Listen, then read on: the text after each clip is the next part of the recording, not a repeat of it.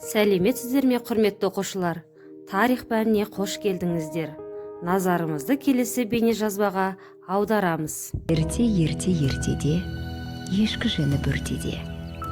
Ұшқан құстың қанаты талған, шапқан аттың тұяғы кеген, иен даланы ат үстінен түспейтін көшпелі жауынгер ел мекен етіпті. Отқа салса жанбайтын, суға салса батпайтын батыр, бір шама жаудың бетін қайтарыпты. Тарих суы мол, қасиетті өзен секілді. Сүңгісен іздегеніңнің бәрін табасын. Түп тамырымызға үңіліп қана күш аламыз. Батырларымыздың жарқын бейнесі бүгінгі ұрпақтың санасын жаңғыртады. Балалар, осы бейне баянға қарап, бүгін қандай тақырыппен танысамыз деп ойлайсыздар? Иә, дұрыс, құрметті оқушылар. Бүгін біз алтын адам археологиялық олжасымен танысамыз. Сабақтың тақырыбы алтын адам археологиялық олжасы. Зерттеу сұрағы: есік обасынан табылған алтын адам кім болды? Оқу мақсаты: қазақстандық ғалымдардың археологиялық жаңалықтарын білу. Сабақтың мақсаты: есік обасынан табылған алтын адам археологиялық олжасының ерекшеліктерін анықтау. Бағалау критерийлері: есік қорғаннан табылған олжаларға ой тұжырымдау. Алтын адам туралы анықтама беру. Алтын адам 1970 жылдардың басында есік қорғанында Сақтар тайпасының жас көсемінің зираты табылды. Дәлірек айтқанда, Алматы облысы Есік қаласының солтүстігіндегі Есік өзенінің сол жақ жағалауындағы темір дәуірінен сақталған Сақ обасынан табылған алтын киімді Сақ жауынгерінің мүрдесі. 1969-1970 жылдары археолог Ақышев тапқан. Ғалымдар жерленген адам 17-18 жастағы ханзада екенін анықтады. Ескерткіш біздің заманымызға дейінгі 4-3 ғасырларға жатады. Обадан 4000-нан астам алтын әшекей бұйымдар табылды.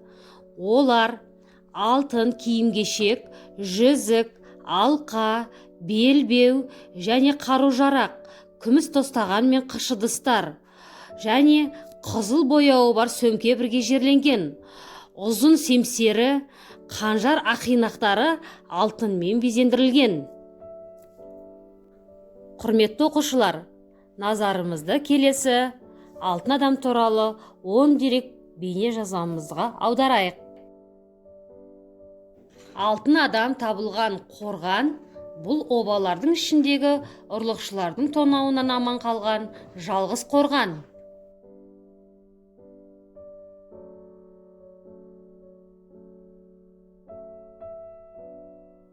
Қорғанда хан әулетінен шыққан әкесі мен баласы болуы мүмкін.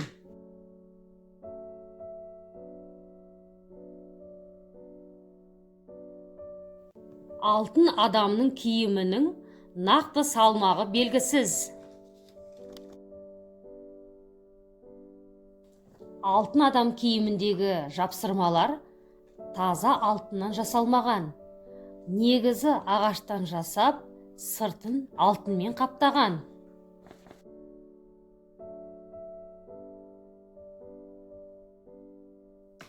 Алтын адамның жасы 16-да, бойы 165 сантиметр болған.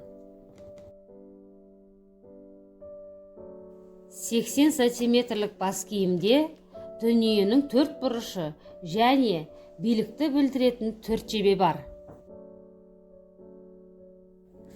Бас киімінде мүйізді, қос қанатты тұлпар бейнеленген. Бұл бейне сол замандағы наным сеніммен қатар биліктің белгісі екенін білдіреді. Обадан 2 жүзік табылған. Біріншісінің беті тегіс болса, ал екіншісі қауырсын бейнеленген. Сонымен қатар жұмбақ жазулары бар күміс тостаған табылған. жазудың аудармасы әлі күнге дейін белгісіз. Алтын адамның бас сүйегі сынған. Себебі төбесіне жабылған бөрененің біреуі құлаған. Алтын адамның өзі арқасына қылыштың жүзі тиіп мерт болғанын аңғарамыз.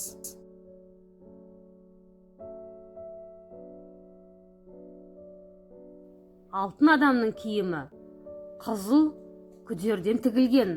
Археологтар қорғанды тапқан уақытта тек сауыт әшекей бұйымдары мен ыдыстар сақталып қалған.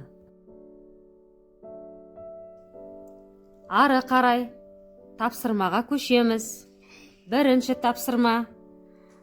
Бос орындарды керекті сөздермен толықтырамыз. Керекті сөздер астында көрсетілген.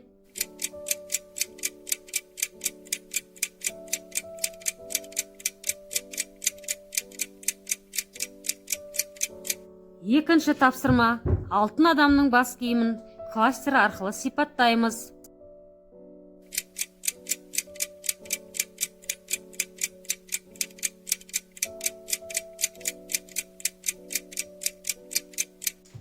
Үшінші тапсырма. Алтын адам жанынан табылған заттарды тап.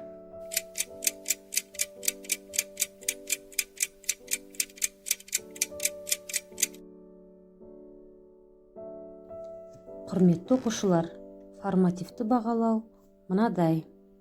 Сабаққа белсенді қатысу 2 балл. Бірінші тапсырма 3 балл. Екінші тапсырма 3 балл. Үшінші тапсырма 2 балл. Балалар, бүгінгі өтілген тақырып бойынша не түсіндік?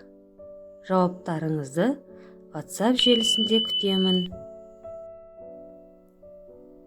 Тәуелсіздік Тәңірден келген тәтті сый айдарының келесі сұрағы. Нұр-Сұлтан қаласында экспо көрмесі қашан болды? Назарларыңызға рахмет.